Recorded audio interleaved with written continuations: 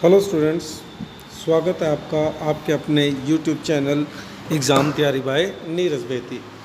आज हम 10+1 इकोनॉमिक्स का chapter number 2 collection of data करने जा रहे हैं और आज का हमारा टॉपिक है प्राथमिक आंकड़ों को इकट्ठा करने की स्थानीय स्रोत विधि का वर्णन करें।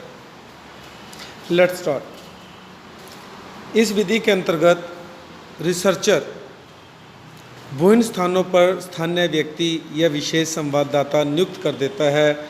वे अपने अपने तरीके से सूचना इकट्ठी करते रहते हैं तथा अनुसंधानकर्ता को भेज देते हैं। उपयुक्तता शूटेबिलिटी, ये विधि कहाँ प्रयोग की जाती है? यह विधि ऐसे रिसर्च के लिए उपयुक्त है जिसमें आंकड़ों के निरंतर संकलन की आवश्यकता हो। संकलन मतलब कलेक्शन की ज़रूरत हो। आंकड़े एकत्रित करने का क्षेत्र व्यापक हो, मीन्स बड़ा हो।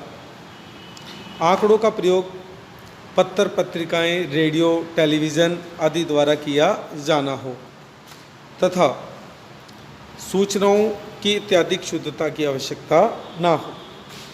गुण, इस विधि के निम्नलिखित गुण हैं। सबसे पहले मितव्ययिता, इकोनॉमिकल। इस विधि में समय, धन, परिश्रम की बचत होती है। यह कम खर्चीली प्रणाली है। सेकंड, वाइड कवरेज, विस्तृत क्षेत्र।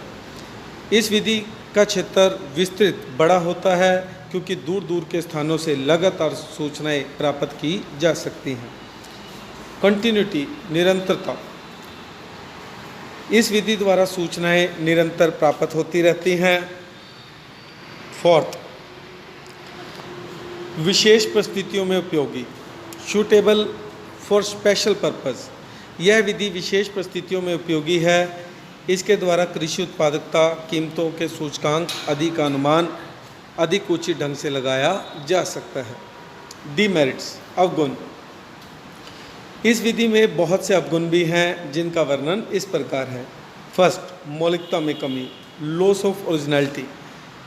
इस विधि द्वारा संकलित आंकड़ों में मौलिकता नहीं रहती क्योंकि सूचना देने वाले के साथ व्यक्तिगत संपर्क नहीं होता। एक रूपता का अभाव, लैक ऑफ यूनिफॉर्मिटी। इस विधि द्वारा संकलित आंकड़ों में एक रूपता का अभाव पाया जाता है क्योंकि आंकड़े विभिन्न संवाददाताओं द्वारा इकट्ठे किए जाते हैं। व्यक्तिगत पक्षपात, पर्सनल बायस। इस विधि में आंकड़ों के संकलन पर व्यक्तिगत पक्षपात का प्रभाव पड़ता है। फोर्थ, शुद्धता की कमी। इस विधि द्वारा प्राप्त सूचनाओं की शुद्धता में कमी होती है।